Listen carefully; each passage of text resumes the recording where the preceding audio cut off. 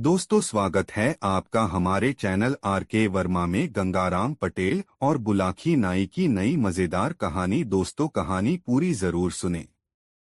दोस्तों, सारे दिन की यात्रा करके वे एक नए नगर में पहुंचे और रात्रि विश्राम के लिए एक मुनासिब सा स्थान देखकर ठहर गए। रोजमर्रा के मुताबिक पटेल ने बुलाकी को पैसे देकर बाजार से अपने तथा घोड़ों के भोजन का सामान खरीदने के लिए भेजा। बुलाकी जब वापस लौटा तो सारे सामान के साथ एक अजूबी खबर भी लाया। उसने रास्ते में देखा था कि एक स्थान पर कुछ लोग खड़े हुए हैं। वहां उसे एक ऐसा बूढ़ा व्यक्ति भी दिखाई दिया जो अर्धविक्षिप्त अवस्था में था। उस अर्धविक्षिप्त बूढ़े ने सबके सामने एक स्थान को गाय के गोबर से लीपा, फिर एक युवक को अपने पास बैठाकर उस स्थान पर लेट गया। उसने 3 बार मुख से हे राम कहा और फिर अपने प्राण त्याग दिए। यह देखकर बुलाकी राम यह सोचकर वापस लौट पड़ा कि इस बात का रहस्य पटेल जी से पूछेगा कि वह वृद्ध कौन था और उसने इस प्रकार क्यों दम तोड़ दिया। रात को सोने से पूर्व बुलाकी ने वह रहस्यमयी बात पटेल को सुनाई और उस रहस्य पर से पर्दा उठाने को कहा तो पटेल बोले, बुलाकी राम सुन, यहाँ से कुछ दूर ताम्रलिप्ति नाम का एक नगर है। उस नगर में चंद्रसिंह नाम का एक क्षत्रिय रहता था। चंद्रसिंह का विवाह हो चुका था और उसकी पत्नी एक बच्चे की मां भी बन चुकी थी। दोस्तों, वीडियो को एक लाइक जरूर करें। चंद्रसिंह का परिवार खूब संपन्न परिवार था, लेकिन कहते हैं न कि जब मनुष्य के दुर्दिन आते हैं तो उसकी बर्बादी की परिस्थितियां स्वयं ही बनने लगती हैं। कुछ दिनों बाद चंद्रसिंह को जुआ खेलने की लत लग गई। वह यार दोस्तों के साथ नित्य प्रति शाम को जुआ खेलने लगा। परिणाम यह निकला कि वह जुए में अपना सब कुछ हारकर दर-दर का भिखारी बन गया। उसे और उसके परिवार को 2 जून का भोजन जुटाने के भी लाले पड़ गए। बुलाकी, जब आदमी एक बार बुराई के रास्ते पर चल पड़ता है तो दूसरी बुराइयां स्वयं ही आगे बढ़कर उसका दामन थाम लेती हैं। चंद्रसिंह का परिवार जब भूखों मरने लगा तो अपने परिवार का पेट पालन करने के लिए उसने चोरी करना शुरू कर दिया। वह चोरी करके जो भी माल लाता उसे थोड़ा सा परिवार पर खर्च कर शेष धन जुए में उड़ा देता। धीरे धीरे सारे नगरवासियों को यह बात मालूम हो गई कि चंद्रसिंह अब पक्का चोर बन गया है, इसलिए सभी लोग उससे नफरत करने लगे। बुलाकी, चंद्रसिंह के सास-ससुर बहुत खाते पीते घर के थे। चंद्रसिंह के ससुर का मसालों का व्यापार था जो खूब अच्छा चल रहा था। चंद्रसिंह की विपन्नता की बात जब उसके सास-ससुर को मालूम हुई तो उन्हें बहुत दुख पहुंचा। उनकी एक ही तो बेटी थी, पुत्र कोई था नहीं। एक दिन उन दोनों ने विचार किया। चंद्रसिंह का ससुर कहने लगा, ठकुरानी, लाजवती की तरफ से तो बहुत चिंताजनक खबरें मिल रही हैं। न जाने मेरी बेटी लाजवती और नवासा किस हाल में होंगे। क्यों न कोई आदमी भेजकर कुछ दिन के लिए उन्हें यहाँ बुला लें। कुछ दिन के लिए क्यों, हमेशा के लिए ही बुला लो न। बेटा तो कोई है नहीं हमारा। जो कुछ हमारे पास है वह सब बेटी का ही तो है। फिर हमारे रहते वह अभावग्रस्त जीवन व्यतीत करे, यह तो हमारे लिए शर्म की बात होगी। दामाद ने बुरे कामों में फंसकर अपना जीवन बिगाड़ लिया तो इसमें हमारी बेटी का दोष क्या है। उसके कुकर्मों का फल हमारी बेटी और नवासा क्यों झेलेंगे। तुम आज ही कोई आदमी भेजकर उन सबको यहाँ बुला लो। चंद्रसिंह को भी अपने धंधे में लगा लेना, धीरे धीरे उसकी आदतें भी सुधर जाएंगी, चंद्रसिंह की सास ने कहा। फिर ऐसा ही किया गया। चंद्रसिंह के ससुर ने चंद्रसिंह और उसके परिवार को अपने पास ही बुला लिया। चंद्रसिंह के जिम्मे दुकान की जिम्मेदारी सौंप दी और सोच लिया कि उसका दामाद कुछ सुधर जाएगा। बुलाकी, ससुराल में आकर चंद्रसिंह कुछ दिन तो ठीक ढंग से रहा, लेकिन फिर उसकी बुरी आदतें उस पर हावी होने लगीं। मौका देखकर वह बाहर जाने लगा और ऐसे लोगों की खोज करने लगा जो उसी की तरह जुए के शौकीन हों। कहावत है कि शक्कर खोरे को शक्कर और मूंजी को टक्कर। जिस आदमी को जैसे लोगों की चाहत होती है वह अपने जैसे लोग ढूंढ ही लेता है। चंद्रसिंह ने भी इस नए शहर में अपनी ही जैसी आदत वाले कुछ लोग ढूंढ लिए और वह फिर से उनके साथ जुआ खेलने लगा। इसके लिए वह गाहे दुकान के गल्ले से पैसे चुरा लेता और उन्हें जुए में उड़ा देता। ससुर को यह बात मालूम भी हो जाती कि उसकी दुकान के गल्ले से पैसे चोरी हो रहे हैं, किंतु वह यह सोचकर आंख मींच लेता कि बहती नदी के जल से कुछ जल निकल भी गया तो कौन सी विशेष हानि होने वाली है। बहरहाल वक्त इसी तरह से आगे सरकता रहा। एक दिन की बात है। दोपहर का समय था। चंद्रसिंह अपने ससुर की दुकान पर बैठा हुआ था। तभी उसे दस्त करने की इच्छा हुई। तब वह शौच करने के लिए दुकान से निकलकर दिशा मैदान को चल पड़ा। जंगल में वह ज्यादा ही दूर निकल गया। सामने एक बेरी की झाड़ी नजर आई तो वहीं शौच करने के लिए बैठ गया। उस झाड़ी के निकट एक बबूल का पेड़ था जिस पर एक जिन्न का निवास था। जिन्न ने जब उसे शौच कर्म करते देखा तो उसे चंद्रसिंह पर बहुत गुस्सा आया। उसने उसे सजा देने का निर्णय कर लिया। शौचकर्म से निपटकर चंद्रसिंह वापस लौटा और दुकान के काम में लग गया। शाम को जब वह घर लौटा तो परिवार के लोगों से मिला, भोजन किया और अपने कमरे में सोने के लिए चला गया। उस रात वह जुआ खेलने नहीं जा सका क्योंकि उसके ससुर ने उस पर कठोर पाबंदियां लगा दीं। वैसे भी उसके ससुर की हवेली इतनी मजबूत थी कि एक बार बाहर का दरवाजा लगा देने के बाद उसका दरवाजा खोलना बहुत मुश्किल था। हवेली के ऊपरी हिस्से में उसने लोहे का ऐसा मजबूत जाल डलवा रखा था कि कोई भी उस जाल को काटे बिना हवेली में दाखिल हो ही नहीं सकता था। बुलाखी, वह जिन्न जिसके स्थान पर दोपहर के समय चंद्रसिंह शौच कर आया था, रात के समय उस हवेली के बाहर पहुंचा और दरवाजे पर दस्तक लगाई। दस्तक लगने पर चंद्रसिंह अलसाया सा उठा। उसने दरवाजे के निकट जाकर पूछा, कौन हो भाई? तुम्हारा एक दोस्त, दरवाजे के बाहर से जिन्न ने उत्तर दिया। तुम्हें जुआ खेलने के लिए निमंत्रित करने आया हूं।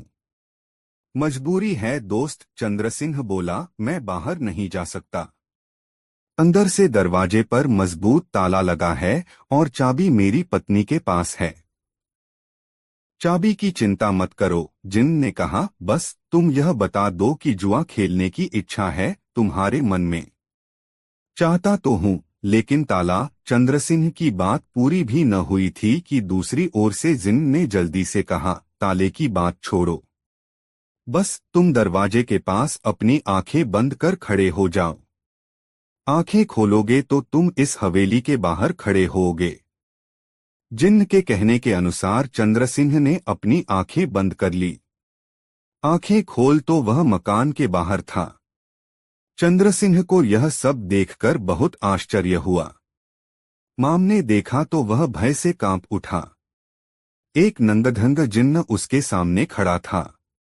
घबराओ नहीं, उसे भयभीत देखकर जिन्न ने कहा, मुझे अपना दोस्त ही समझो। यह कहकर जिन्न ने उसका हाथ पकड़ा और अपने स्थान की ओर से चला।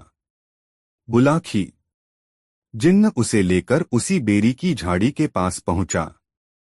उसने वहां पहुंचकर कोई संकेत किया तो एक स्थान पर जमीन फट गई और नीचे की ओर जाती सादियां नजर आने लगीं। सीढ़ियां उतरकर जब दोनों नीचे पहुंचे तो चंद्रसिंह ने स्वयं को एक सजेसजाए बहुत ही खूबसूरत कमरे में खड़ा हुआ पाया।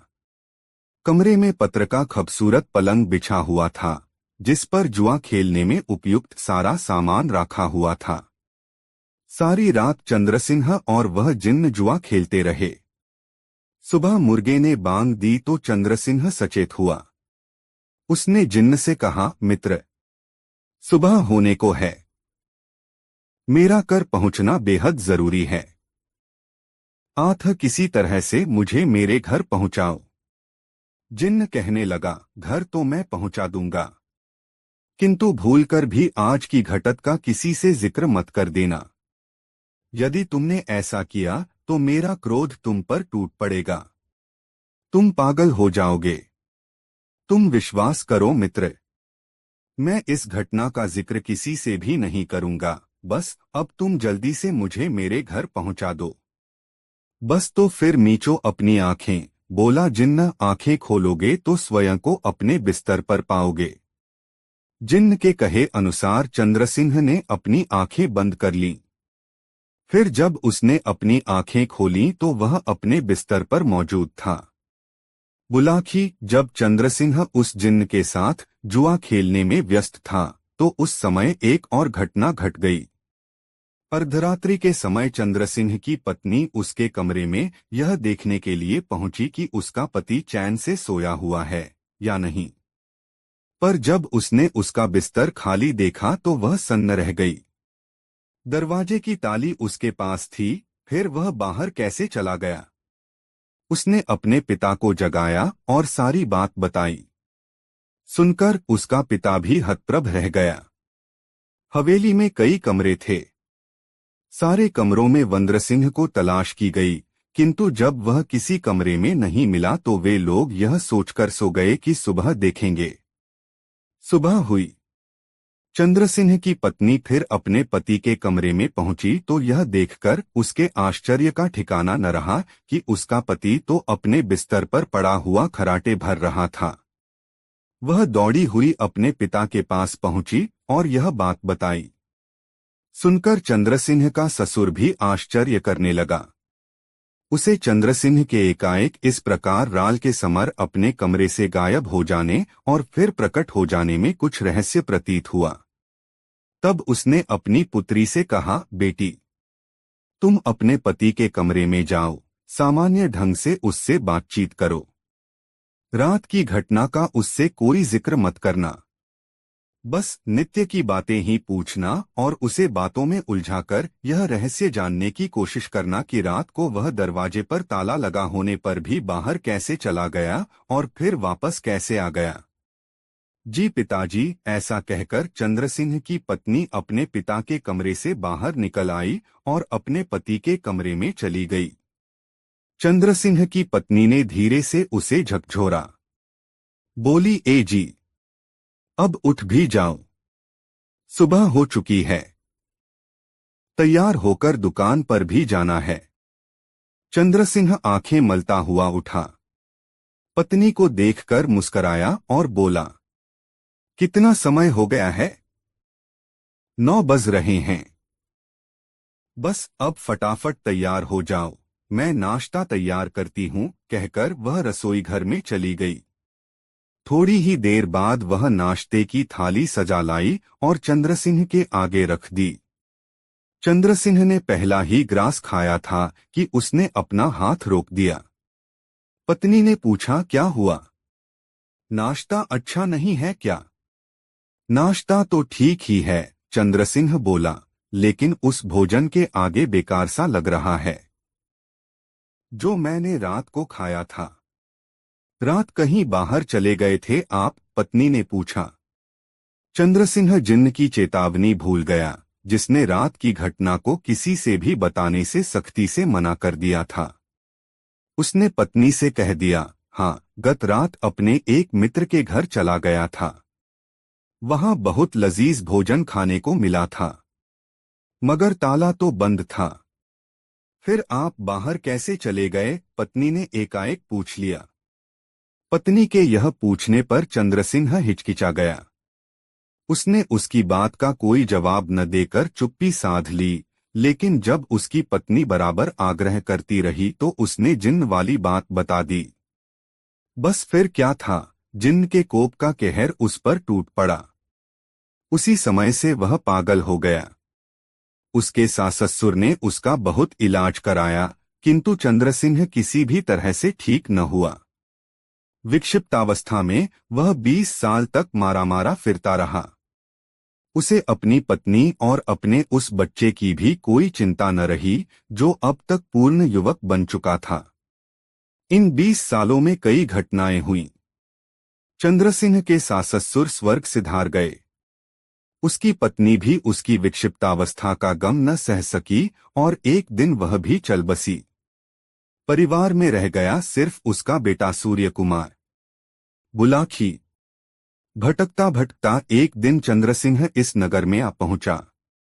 यहाँ उसका कोई दूर का रिश्तेदार रहता था, आथ वह उसके यहाँ पहुंच गया। उसने अपने उस रिश्तेदार से आग्रह किया कि किसी तरह वह उसके पुत्र को यहाँ बुलवा दे।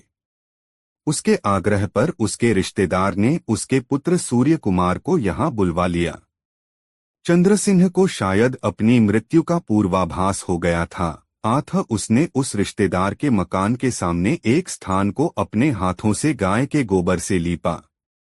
फिर अपने पुत्र का हाथ लेकर उस लीपे हुए स्थान पर लेट गया। मुख से 3 बार हे राम कहा और अपने प्राण त्याग दिए। इतनी कहानी सुनाकर पटेल ने थोड़ी देर विराम लिया। फिर आगे बोले, सोहे बुलाखी राम, आज शाम तूने जो दृश्य देखा था वह उसी समय का था। अब बताओ, तुम्हारी जिज्ञासा शांत हो गई या नहीं? यदि तुम कोई और भी प्रश्न पूछना चाहते हो तो वह भी पूछ लो। चूंकि बुलाखीराम की जिज्ञासा समाप्त हो चुकी थी, आथ वह चुप ही रहा। तब दोनों ही अपने अपने बिस्तर पर लेट गए। कुछ ही देर में उन्हें निद्रा देवी ने अपनी आगोश में ले लिया। दोस्तों, यह कहानी आपको कैसी लगी कमेंट में जरूर बताएं। दोस्तों, सुबह भोर हुई तो गंगाराम पटेल और बुलाखीराम उठे और सामान समेटा और घोड़ों पर जीन कसकर अपनी यात्रा पर निकल पड़े। रास्ते में एक नगर में उन्होंने दोपहर का भोजन किया और दिन ढलते ढलते एक नए नगर में जा पहुंचे। वहां वे एक धर्मशाला में ठहर गए। नित्य की तरह बुलाखी भोजन का सामान खरीदने के लिए चला गया। वहां उसने लौटती बार जो दृश्य देखा वह उसका रहस्य जानने को बेचैन हो उठा। भोजन आदि से निवृत्त होकर जब गंगाराम बिस्तर पर पहुंचकर हुक्का गुड़गुड़ाने लगे तब उसने पटेल के पैर दबाते हुए उनसे कहा, पटेल जी, अब तो आप भोजनादि से निवृत्त हो चुके हैं। क्या अब मैं अपनी वह बात कहूं जो आज बाजार से लौटते समय मैंने देखी है?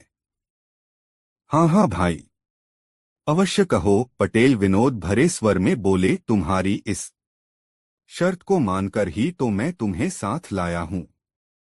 मुझे मालूम है कि मैंने तुम्हारी शंका का समाधान न किया तो सवेरा होते ही तुम मेरा साथ छोड़कर वापस लौट जाओगे। आथ, अपनी बात अवश्य कहो। पटेल जी, आज जब मैं बाजार से सामान खरीदकर वापस लौट रहा था तो मैंने एक दुकान के बाहर भीड़ जुटी हुई देखी। यह देख मैं भी यह जानने के लिए वहां ठहर गया कि देखूं माजरा क्या है, किस कारण यह भीड़ खड़ी है। मैंने देखा कि एक वैश्य की दुकान के नीचे एक 12-13 वर्षीय लड़के की लाश पड़ी हुई है।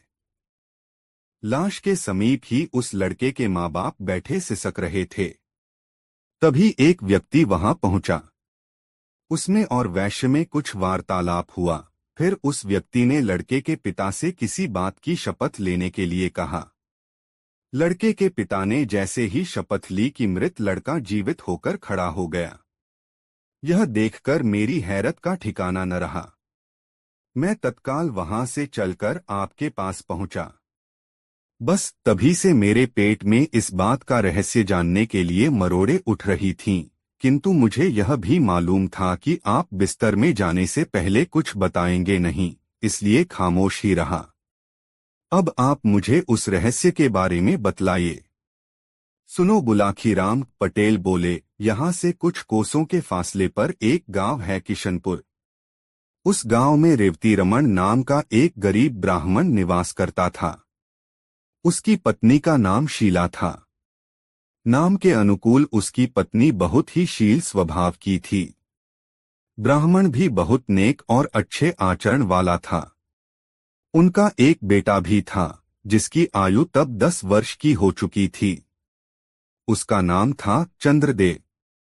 रेवती रमन नाम का वह ब्राह्मण बहुत गरीब था।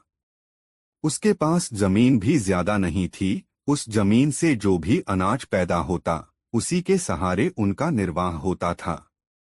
अपनी आर्थिक स्थिति से तंग आकर एक दिन उसने अपनी पत्नी से कहा, सुनो शीला, यहाँ गांव में रहकर निर्वाह करना दिन प्रतिदिन मुश्किल होता जा रहा है। आठ मैंने निश्चय किया है कि एक दो दिन में यह गांव छोड़कर किसी बड़े नगर को चल पड़ेंगे। बड़े शहरों में काम की कोई कमी नहीं होती। ईश्वर ने चाहा तो हम वहां किसी की नौकरी कर लेंगे और आराम से जीवन व्यतीत करेंगे। कुछ सालों बाद जब हमारे पास कुछ धन इकट्ठा हो जाएगा तो हम वापस लौट आएंगे और उस धन से कोई कारोबार कर लेंगे। इस तरह आसानी से हमारे जीवन का निर्वाह हो जाएगा। अब बताओ, तुम्हारी क्या राय है इस विषय में? मेरी राय तो वही है जो आपकी है, रेवती की पत्नी ने कहा। जैसा आपको उचित लगे आप वैसा ही कीजिए। मैं आपके साथ हूँ। इस प्रकार विचार करके रेवती अपनी पत्नी और पुत्र को साथ लेकर शहर के लिए चल पड़ा।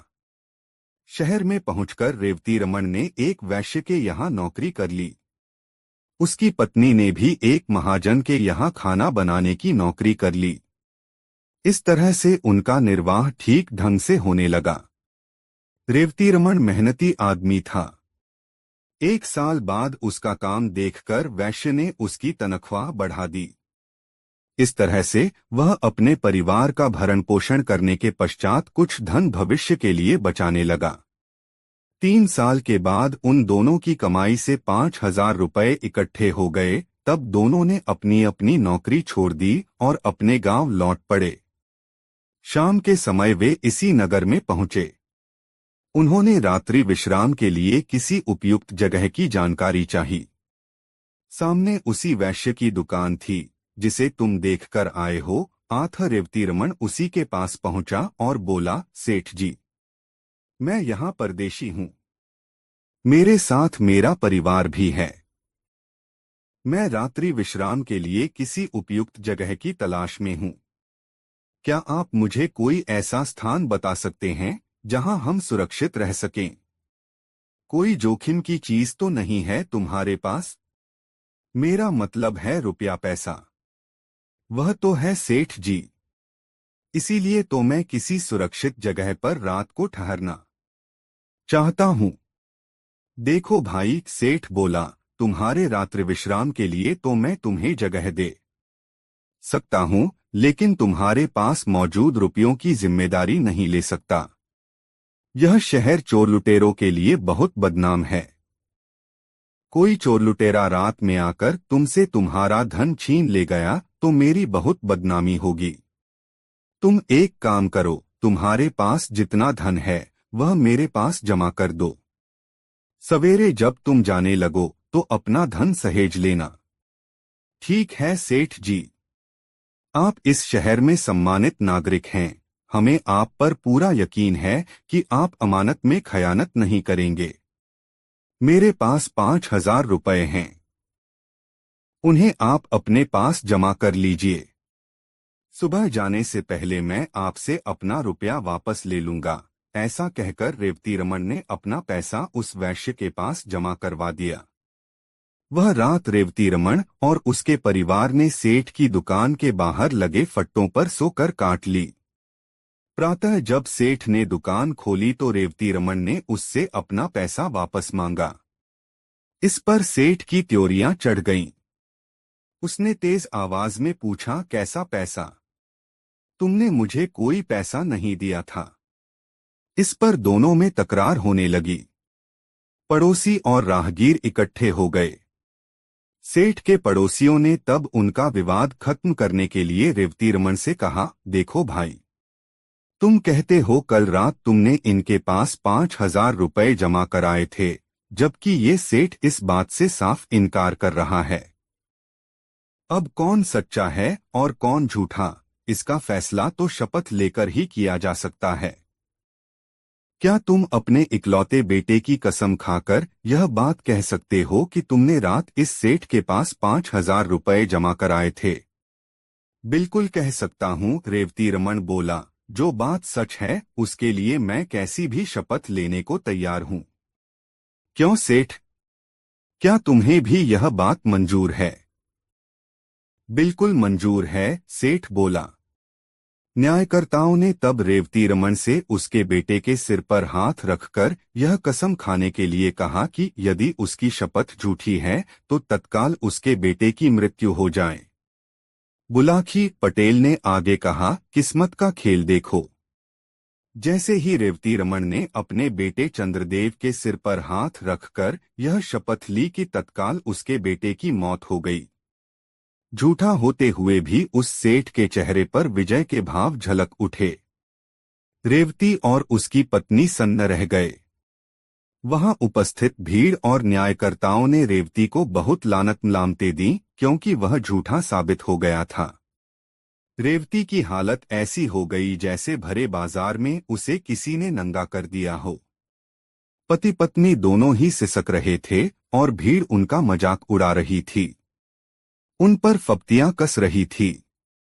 तभी उस भीड़ में से निकलकर एक आदमी रेवती रमन के पास पहुंचा। उसने उससे कहा, देखो दोस्त, असली माजरा क्या है, तुम मुझे सच्ची बात बताओ। क्या वाकई तुमने इस सेठ को 5,000 रुपए जमा करने के लिए दिए थे? रेवती रमन बोला, यह बात मैं कई बार दोहरा चुका हूं, लेकिन किसी को यकीन ही नहीं हो रहा, उल्टा सभी लोग मुझे ही बेईमान करार दे रहे हैं। तब एक बार तुम मेरे सामने अपने लड़के की शपथ लेकर यह बात दोबारा कहो कि मेरी बात बिल्कुल सही है। मैंने सेठ के पास अपने 5,000 रुपए जमा कराए थे। यदि तुम्हारी बात सत्य निकली तो तुम्हारा मृत बेटा अभी जीवित होकर उठ खड़ा होगा। फिर उस आदमी ने सेठ से कहा, क्यों सेठ, तुम्हें मंजूर है यह बात? बिल्कुल मंजूर है। भला मुझे क्या एतराज हो सकता है, लेकिन यह आदमी झूठा है। इसका झूठ साबित भी हो चुका है।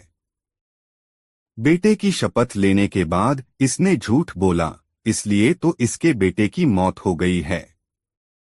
बेशक बेशक वह व्यक्ति बोला, पर अगर इस बार शपथ लेने के बाद इसका बेटा जीवित हो जाए, उस सूरत में तुम्हें इसे 5 नहीं 10,000 रुपए वापस करने होंगे। बोलो मंजूर है?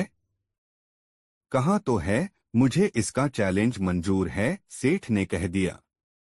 उस व्यक्ति के कहने पर रेवती रमन ने अपने मृत बेटे की शपथ लेकर अपनी बात दोहरा दी। शपथ लेते ही एक चमत्कार हो गया। रेवती रमन का मृत बेटा जीवित होकर उठ बैठा। सारी भीड़ यह देखकर आश्चर्यचकित रह गई। तब सेठ को वादे के अनुसार रेवती रमन को 5 की जगह 10,000 रुपए लौटाने पड़े। इतनी कहानी सुनाकर गंगाराम पटेल ने आगे कहा, बुलाकी, औरों की तरह तुझे भी इस बात पर जरूर आश्चर्य हो रहा होगा कि आखिर वह व्यक्ति था कौन, जिसने न सिर्फ रेवती रमन के बेटे चंद्रदेव को जीवित किया अपितु जिसने सेठ से उसे दोगुना धन वापस दिलवाया। तो सुन, मानव के वेश में वह व्यक्ति साक्षात कलियुग था, जो अपने कलिकाल का प्रभाव लोगों को दिखाना चाहता था। यह कलियुग है बुलाकी। इस काल में कैसी भी अनहोनी घटना घट जाए उस पर आश्चर्य नहीं होना चाहिए। आज तू जिस दृश्य को देखकर आया था वह वही दृश्य था।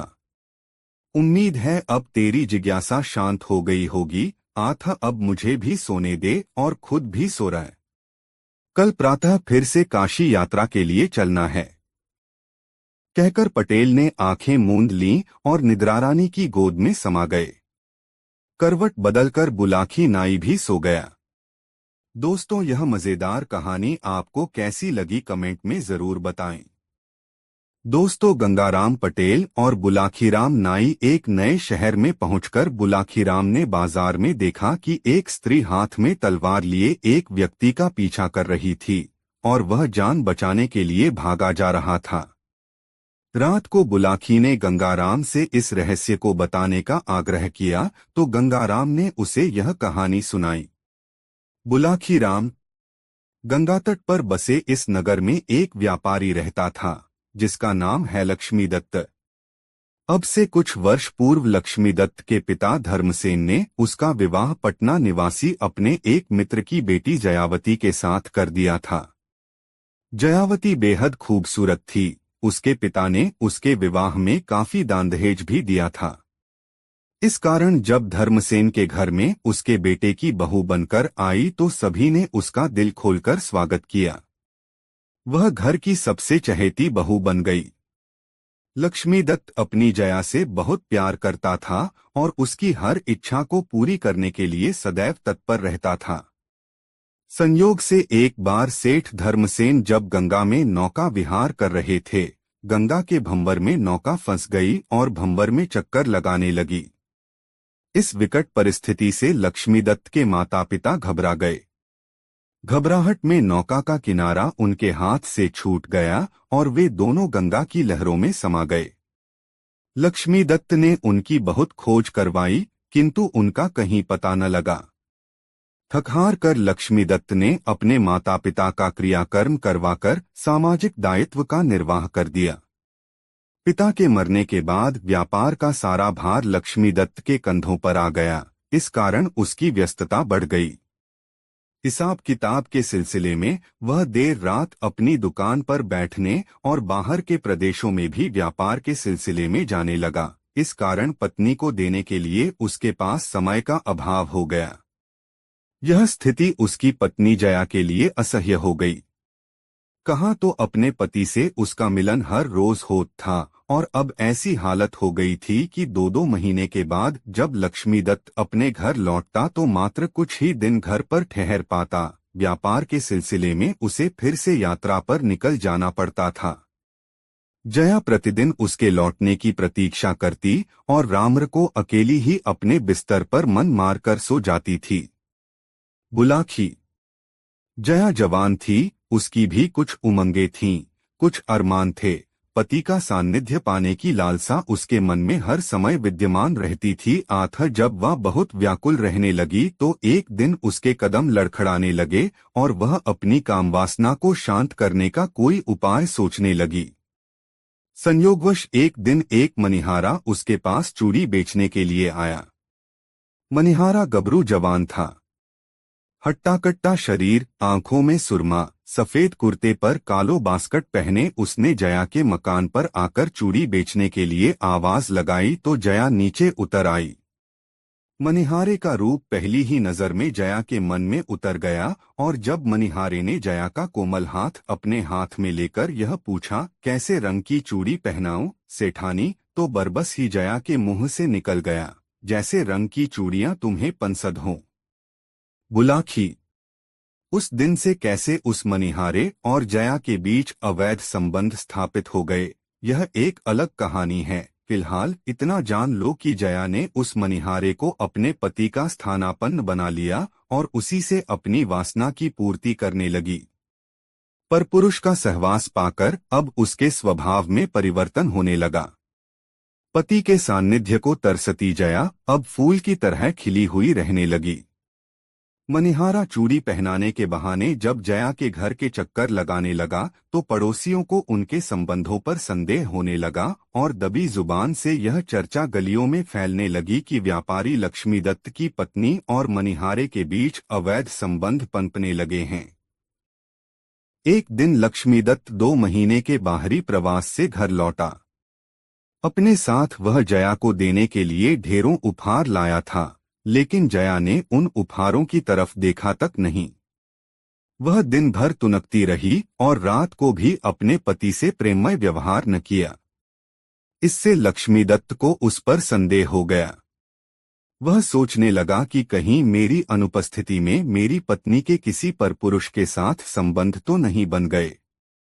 लेकिन उसने जुबान बंद ही रखी और जया के प्रति अपना व्यवहार पहले जैसा ही बनाए रखा। लगभग 2 हफ्ते तक घर में ठहरने के बाद एक दिन उसने अपनी पत्नी से कहा, प्रिय, मुझे अफसोस है कि मैं आजकल तुम्हारे लिए ज्यादा समय नहीं दे पाता हूँ, पर करूँ भी तो क्या? विवशता है, व्यापार के सिलसिले में बाहर जाना ही पड़ता है। तो क्या कल फिर बाहर जा रहे हो? जया ने भ्रिकुटी चढ़ाते हुए पूछा। हाँ, लक्ष्मीदत्त ने कहा, लेकिन तुम चिंता मत करो, सिर्फ हफ्ते भर का काम है। 1 हफ्ते बाद मैं पुनः लौट आऊंगा। ठीक है, जया बोली, मैं इतने दिन तक प्रतीक्षा कर लूंगी, पर तुम अपने स्वास्थ्य का ध्यान रखना।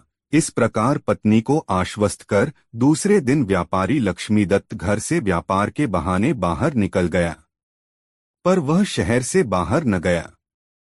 सारा दिन उसने अपने एक मित्र के यहाँ बिताया और रात्रि के 10 बजे अपने मकान पर जा पहुंचा।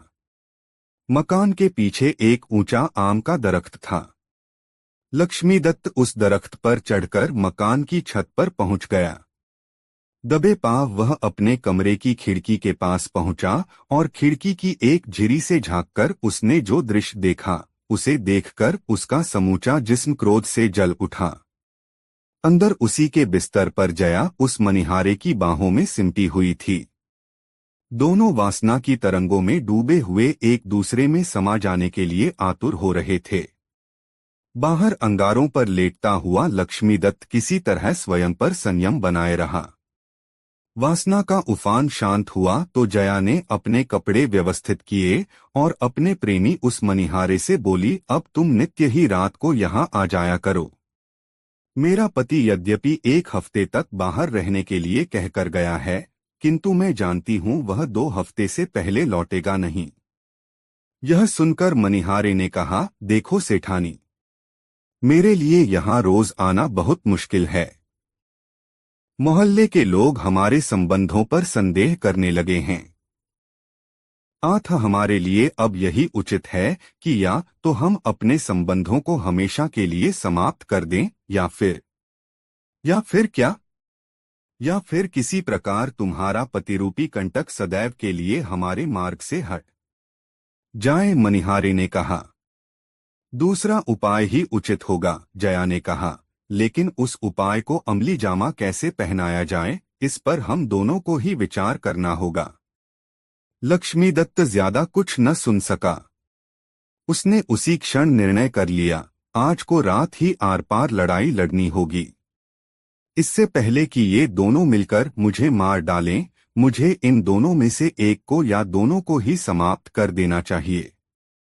ऐसा विचार कर वह पेड़ के रास्ते से पुनः नीचे उतरा, अपनी दुकान पर पहुंचा और वहां से एक तेज धार वाला खंजर लेकर पुनः अपने मकान पर पहुंच गया। दरख्त के रास्ते ही वह पुनः छत पर चढ़ा और उस खंजर की नोक से अपने कक्ष का दरवाजा धीरे से खोल लिया।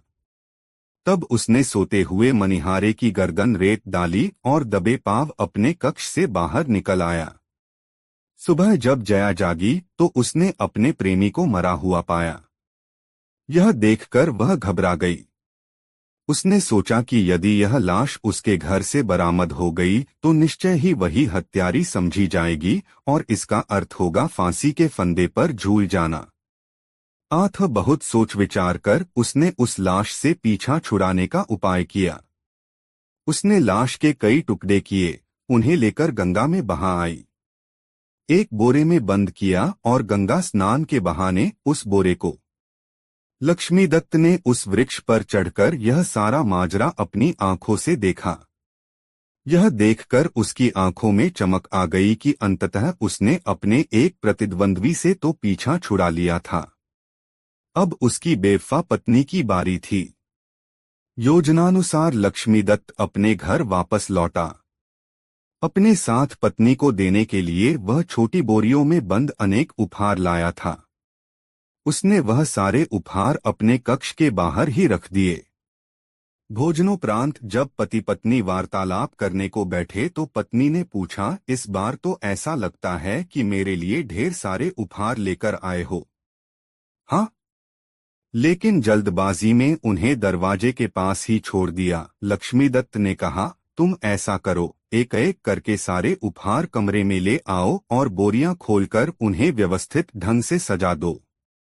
लक्ष्मीदत्त की पत्नी ने बाहर जाकर एक बोरी उठाई, किंतु बोरी उससे उठी नहीं। असर इस पर वह बोल उठी, बोरी तो बहुत भारी है, मुझसे उठाए नहीं उठती।